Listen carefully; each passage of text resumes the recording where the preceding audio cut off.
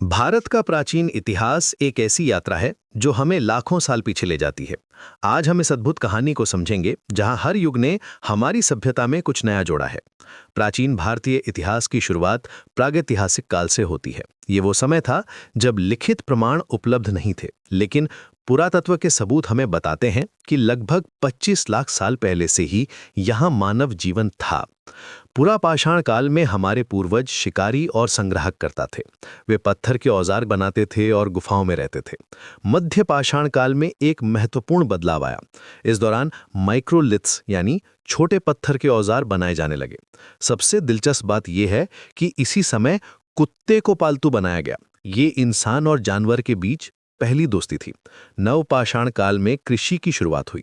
लगभग 6000 साल पहले लोगों ने खेती करना सीखा और स्थायी बस्तियां बसाई। ये एक क्रांतिकारी बदलाव था क्योंकि अब लोग एक जगह रहकर अपना भोजन उगा सकते थे। ताम्रपाषाण काल में तांबे और पत्थर दोनों का इस्तेमाल होने लगा। ये टेक्नोलॉजी का एक नया चरण था जो आने वाली सभ्यताओं की नींव बना। फिर आया सिंधु घाटी सभ्यता का समय, 2500 से 1750 बीसीई तक। कोमल, ये सभ्यता अपने समय से कहीं आगे थी। हड़प्पा और मोहनजोदड़ो जैसे शहरों में जो अर्बन प्लानिंग थी वो आज भी हैरान करती है। यहाँ की ड्रेनेज सिस्टम इतनी एडवांस थी कि हर घर में पानी की व्यवस्था थी।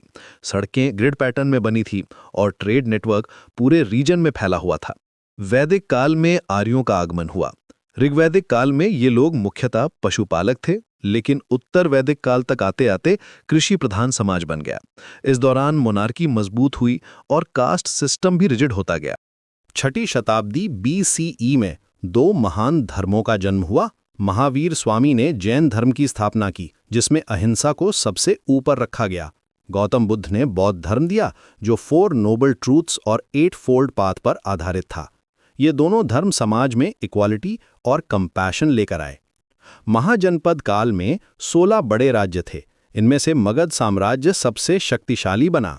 यहीं से भारत के पहले बड़े साम्राज्य की नींव पड़ी।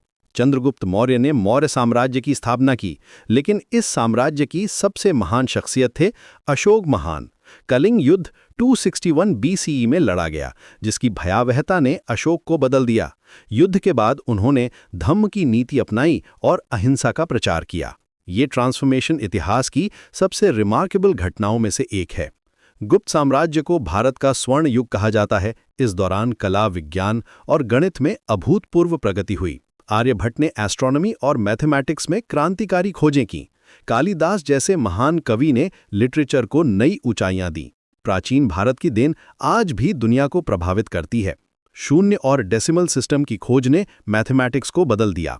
चरक और सुश्रुत ने आयुर्वेद के थ्रू मेडिकल साइंस में योगदान दिया। अजंता एलोरा की गुफाएं आज भी आर्ट और आर्किटेक्चर के बेजोड़ नमूने हैं। ये यात्रा हमें दिखाती है कि भारत हमेशा से ही इनोवेशन और विजडम का केंद्र रहा है।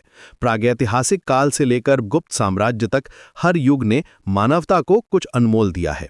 यही है हमारे प्राचीन इतिहास की असली ताकत,